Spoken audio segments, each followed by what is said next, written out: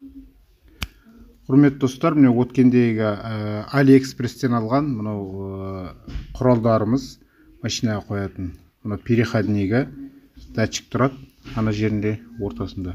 Мынау 32-лік өлшемге. Мынау индикаторы, іште тұратын индикаторы. Бұнда екі жолақ бар.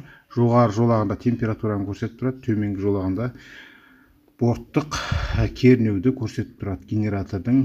Бірақ шнуры өте жұқа екен. Сондықтан осы шнурды сақтау мақсатында мен оның сыртын мынадай қосымша шнурмен қаптауды жөн көрдім. Және бұның ұзындығы шамамен 2,5 метрдей болады. 2,5 метрдей.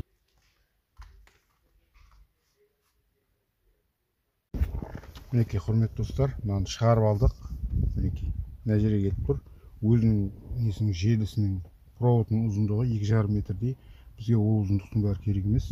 Міне, неміз мына жерге жалғаймыз қазір. Осы жерге дейін кетсе бізге болды. Қалған нелерін артық несін ішке салонға жақсылап оратып қоямыз. Бір жағын, екінші жағын мынаны есептейміз. Мінекей, мына жерден кесеміз. Міне достар, бекітіп болдық екі жағын. Бір айта кететін нәрсе, мына өзінің қаптамасымен бірге келген екі хомуты. Кәдімгі жағдайда, біз өзіміздің жағдайымызда мына хомуттар бар. Хомуттардың басындағы кілт стандарт болады барлығында. Басындағы кілт бәрі жетінші неге, жетінші өлшемде. Енді қараңыздар, қытайлардың шығармайтын жоқ. Мына өлшемді қараңыздар, стандартты бұзып. Мына өлшем неше деп ойлайсыздар? Мынаны қараңыздар. Мынаны қараңыздар. Өлшемі міне жетінші кілтке. Мынау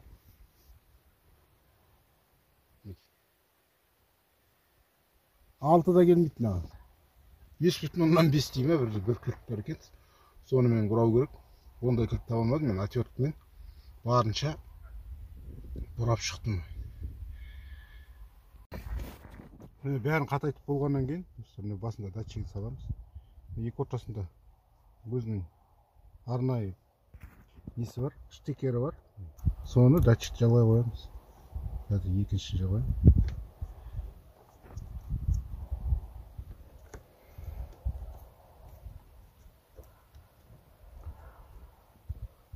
Орыстарында қоймайтын жоқ, папка мамка дейді ол. Біреу ішіне кіретін болады, біреу сыртынан қамтып тұрады.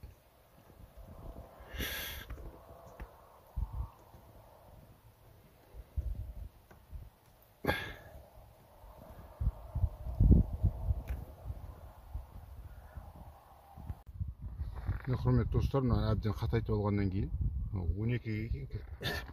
12-ші кілтке қатайтып алғаннан кейін мекемді проводын сырттан тағы да қосымша қаптап алып келдім ғой. Енді маған не болып тұрғаны, мұны осал болып тұрғаны, мұна проводтың жалғанған жерімен датчикпен ішіне құйып ұстаған ғой. Осы жері маған осал болып тұр. Енді мен мұнаны қатайтып алғаннан кейін мынаның сыртымен қоса, датчиктің сыртымен қоса мына жерді біріктіріп тастауым керек. Әйтпесе мынау не істейді, ертең қиылып кету қаупі бар да, содан кейін датчигіміз іске қалады. Ар жағынан түбінен қиылып кетсе, ешқандай немін жалғай алмаймыз. Я пайклей алмаймыз, я жалғай алмаймыз. Сондықтан мынаны қоса бірдеме қылып тастауымыз керек. Мінекей әзірге мынадай алып қойдым. Уақытша изолентті жақсылап орап, ертең кішкене күн жылынғаннан кейін мынаның басына дұрыстап бір нәрсе ойластыру керек. Мынамен кетеді. Кузовпен айналып, мынаның астымен жібердім.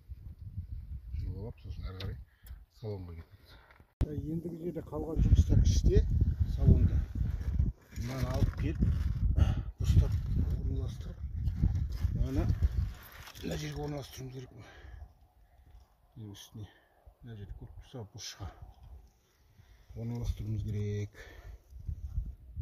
Так, енді құрметті достар, электрлік жалғау жағына кірсек, контролька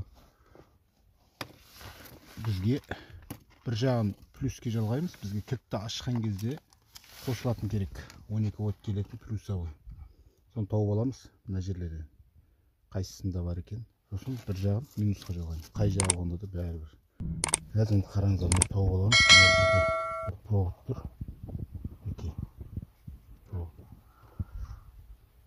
Осыған жалғап, яғни кілтті ашқанда бізде панель қосылу керек қой. Ал егер тіке келіп тұратын болса, ол жарамайды бізге. Тастайын қосылып тұрады. Қосып қойдық. Яғни минусқа жалғаймыз. Контроль жұмысында жанбайды. Енді кілтті ашамыз. Жіберейік.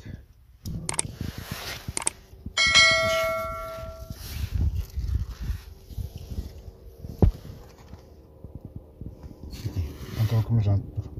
Демек, мынада бар. Осыдан ала қоямыз. Мінекей, құрметті достар, мына күндіз өздеріңізбен бірге жасаған жұмыстың жемісі. Қазіргі таңда міне табло индикатор орнына орнатылды. Ана қызыл көріп тұрған провод, бұл аккумуляторға немесе генератордан алып тұрған, қорек көзінен алып тұрған желі. Ана қара көрініп тұрған бер жағындағы провод, қарасы. Бұл датчиктен келіп тұрған сигналдық желі. Мінекей, өздеріңіз көріп тұрғандай жоғары жағында қозғалтқыштың температурасын көрсетіп тұр. Яғни қозғалтқыш ішімен қозғалған антифриздың немесе тосолдың температурасы. Астында борттық кернеуді көрсетіп тұр. Генератордан шығып тұрған борттық кернеуді көрсетіп тұр. 14 вольт. Мінекей, құрметті достар, бүгінгі жексенбі күні пайдаланып, көлікке қондырғаны қондырдық. Өздеріңізбен бірге видео өз пайдасын тигізіп жатса, мен қуаныштымын. Видео ұнап жатқан болса, видеоға лайк басып кетіңіздер, комментарий қалдырыңыздар, каналға тіркелуді ұмытпаңыздар. Келесі видеоларда кездескенше сау саламат болыңыздар.